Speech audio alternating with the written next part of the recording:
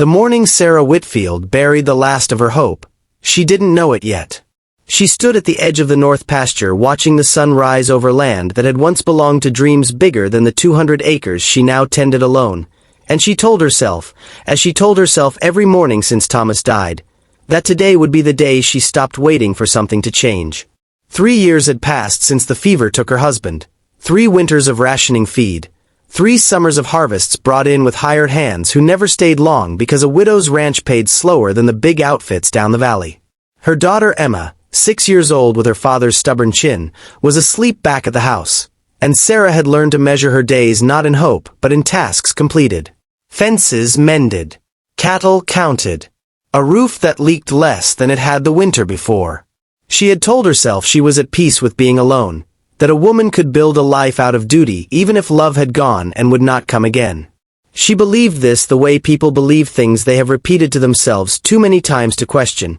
and she might have gone on believing it if her gate had not creaked open that afternoon under the weight of a stranger's horse. He came at dusk, when the light was doing that thing it does on the plains where everything looks gilded and impermanent at once, and at first she thought he was a trick of the eye, a shadow slumped wrong in the saddle. Her rifle was in her hands before she decided to pick it up, some instinct honed by years of solitude and the stories that traveled through the territory of drifters who meant harm. But as the horse ambled closer she saw the dark stain spreading across his shirt, the way his head lolled with each step, the gray pallor of a man who had been fighting to stay upright for longer than his body wanted to allow. He was not raising a weapon. He was barely raising his eyes. When he finally lifted his face to hers, she saw pain there, and something else, something that looked almost like an apology, as if he regretted the intrusion even as his body forced it on her. "Ma'am," he managed, and then he slid from the horse and landed hard in the dirt of her yard, and Sarah's rifle was forgotten as she ran to him, because whatever else she had become in 3 years of hard living, she had not become a woman who could watch another human being die at her feet without trying to stop it. His name, she would learn once the fever broke 3 days later, was Jack Calder, and he did not offer much more than that at first, not because he was cagey but because talking cost him strength he didn't have to spare. She had dragged him inside with strength she didn't know she still possessed, had cut away the shirt to find a bullet wound low in his side, angry and infected, and had spent that first night boiling water and tearing linen and praying to a god she had stopped speaking to regularly since Thomas's funeral. Emma had watched from the doorway of her room with wide eyes, asking in a whisper if the man was going to die, and Sarah had not been able to promise her he wouldn't, only that she was going to try everything she knew to keep him breathing. She dug the bullet out with a knife sterilized in the fire, her hands steadier than her heart, and she packed the wound with what herb she had and bandaged him and sat beside him through a night that felt endless, watching his chest rise and fall, listening to him mutter names she didn't recognize in a fever dream she couldn't follow. By morning his temperature had climbed instead of broken, and she thought, more than once, that she was tending a dying man, that she would bury a stranger in the same ground where she'd buried her husband, and that this too she would somehow have to explain to Emma as simply another loss to endure. But Jack Calder did not die. On the 3rd day his fever broke in a drenching sweat that soaked through the sheets, and when he opened his eyes they were clear for the first time, focused on her face with a kind of startled gratitude that made her look away, unused to being seen so directly by anyone since her husband had been alive to see her.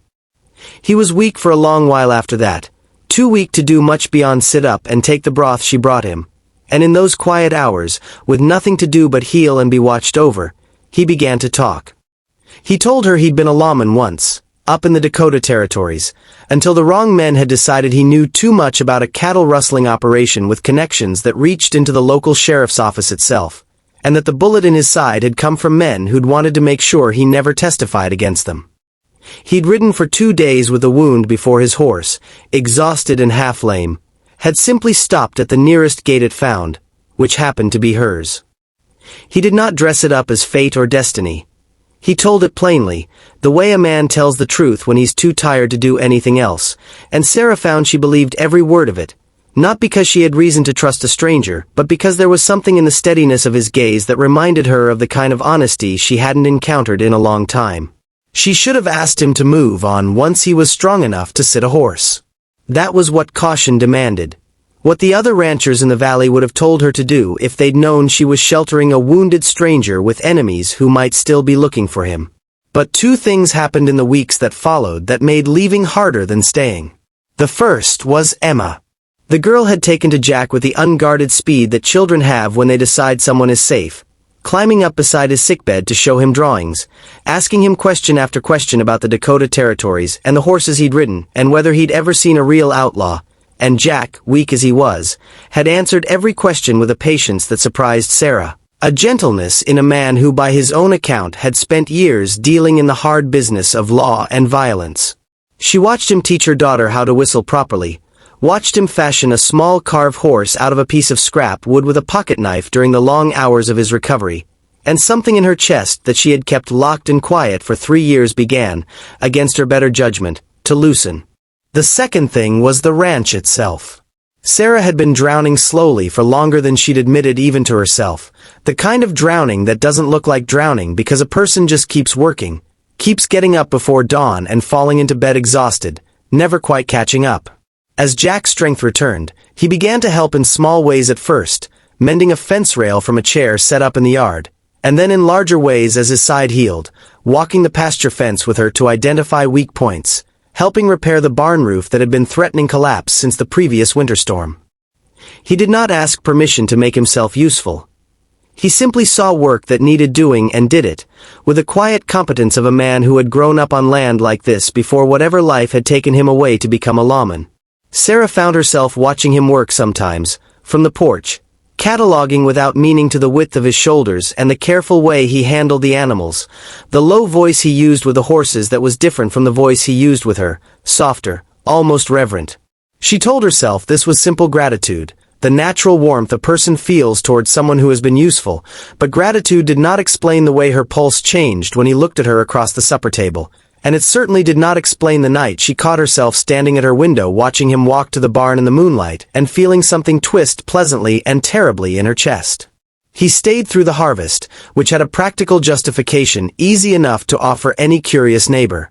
He owed her his life, and the least a man could do was help bring in the crops that would see her and her daughter through winter. But harvest season on a ranch like Sarah's was long and grueling, weeks of hauling and threshing and preparing stores, and there is an intimacy that grows between two people working side by side toward a shared goal, an intimacy built not of grand declarations but of small moments, a hand offered to help over a fence rail, a shared laugh over Emma's insistence that the barn cat was secretly a general commanding an army of mice, an evening where exhaustion loosened both their tongues and they talked past midnight about the people they'd lost and the lives they'd expected to have and did not. Sarah told him about Thomas, about the dreams they'd had for this land, about the loneliness of raising a daughter to know a father only through stories. Jack told her, one evening when the fire had burned low and Emma was long asleep, about a wife he'd lost years before to illness, a woman he did not speak of often because the grief still sat sharp in him. And Sarah understood then that they were both walking wounded in their own ways,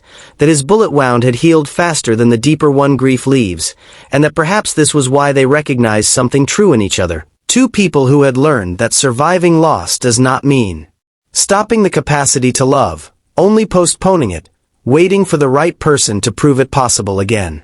It was not without complication. Word travels in ranching country the way fire travels in dry grass. And it wasn't long before Sarah began hearing whispers, some from well-meaning neighbors concerned for her reputation as a widow sheltering an unmarried man, some from men in town who eyed the arrangement with a kind of suspicion that assumes the worst of any woman managing alone. There was also, more seriously, the matter of the men who had shot Jack in the first place, the cattle rustlers whose operation reached higher than a local sheriff's badge, and Jack knew, even as he let himself settle into the rhythm of Sarah's ranch, that his presence there was a danger he had no right to bring into her life.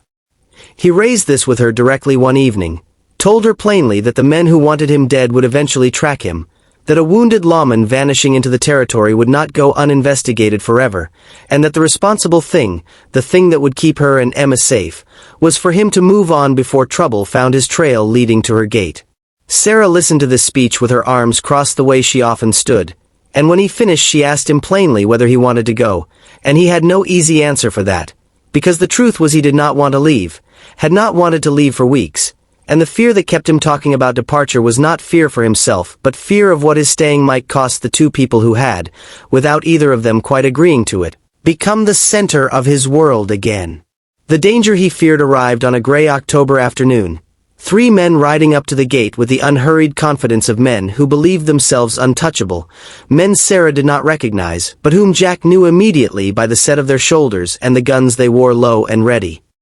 He had been chopping wood in the yard. He set the axe down slowly and told Sarah, in a voice pitched low and urgent, to take Emma inside and bar the door, and something in his tone left no room for argument. What followed was not the drawn-out gunfight of dime novel legend, but something faster and uglier, a confrontation in the yard where words were exchanged briefly, an accusation about testimony and a debt that needed settling permanently, and then violence that erupted with the suddenness violence always has, no matter how many stories prepare you for it. Sarah, watching through a gap in the shuttered window with Emma clutched against her, felt her heart stop when the first shot rang out, and it took her a full terrible second to understand that Jack was still standing, that it was one of the 3 riders who had fallen, and that Jack, moving with a speed she hadn't seen in him since his recovery, had drawn and fired with the trained precision of a man who had done this before and hoped never to have to again. It was over faster than it had begun. 1 man dead in the dirt of her yard, a second wounded and disarmed, kneeling with his hands raised while Jack held a pistol on him with a steadiness that belied the sweat on his brow, and the third having turned his horse and fled at the first sign. The confrontation was not going the way 3 armed men against 1 recovering lawman was supposed to go. Sarah came out once the yard had gone quiet, Emma held tight against her hip, and found Jack standing over the kneeling man with an expression she hadn't seen on him before, something harder and more tired than she'd known lived beneath his gentleness. He looked up at her, and for a moment neither of them said anything, and then he said, quietly, that he was sorry, that this was exactly what he'd feared bringing to her door, and Sarah, surprising herself, walked forward instead of back, put her free hand on his arm, and told him that he had nothing to apologize for, that he had protected her family, that whatever came next they would face together because that was what she wanted now, clearly and without the fear that had kept her silent for weeks. The wounded man was taken to the sheriff in the nearest town, along with a full account from Jack of the rustling operation and the corruption that had protected it. An account that, combined with the physical evidence of the confrontation and the testimony of the surviving rustler eager to save himself by naming his employers, was enough to finally unravel the scheme that had nearly cost Jack his life. It took weeks for the legal matters to settle, weeks in which Jack traveled to give statements, and Sarah worried every time he rode away that he would not ride back. But he always did, and each return felt less like relief at a danger past and more like the simple, growing certainty that this was a man who chose, again and again, to come back to her gate. By the time winter set in fully, the matter was closed, the corrupt officials named and removed, and Jack Calder was, for the first time in longer than he could remember, a free man with nowhere he had to be and nothing pulling him away from the ranch that had, almost without his noticing the transition, become home. He asked her on a clear cold evening in December, with Emma asleep and the fire burning steady and the whole hard beautiful year behind them, not with elaborate speeches but with the same plain honesty he'd offered her from his first conscious words in her care. He told her he did not have much to offer beyond a strong back and a willingness to work land that was already, in every way that mattered, hers, but that he loved her, had loved her since the weeks of his recovery when he'd watched her carry burdens no one should carry alone and had wanted, more than he'd wanted anything in years, to be someone she didn't have to carry them without. Sarah, who had spent 3 years believing herself resigned to a life alone, found that resignation had quietly become something else entirely without her noticing the change, that the woman standing in her kitchen that December evening was not the same woman who had raised a rifle at a stranger's gate months before, and she said yes before he had even fully finished asking, laughing through sudden tears at how simple the answer felt after months of complicated fear. They were married in the spring, a small ceremony attended by the handful of neighbors who had come to respect the man who had helped bring in Sarah's harvest and had stayed to help build a life. And Emma, dressed in her best dress and beaming with the particular joy of a child who has gotten exactly what she wanted, stood between them at the altar as if she too were being married into a family finally whole again. The ranch that had nearly broken Sarah under the weight of solitary work became, in the years that followed, a thriving place, its fences mended and its herds grown, its harvests brought in each autumn by 2 people working the same land side by side instead of one woman working it alone against exhaustion and grief. Jack never spoke much of his life before, the badge he'd worn or the wife he'd lost or the men who'd shot him nearly to death on a dusty road, But sometimes in the evenings, watching Emma chase fireflies across the yard while Sarah sat beside him on the porch they'd rebuilt together, he would reach for her hand without a word, and she would understand that this was his way of saying the wound that had brought him through her gate had healed into something neither of them could have imagined. That first terrible night, a scar that had become, against every reasonable expectation, the beginning of everything good that followed.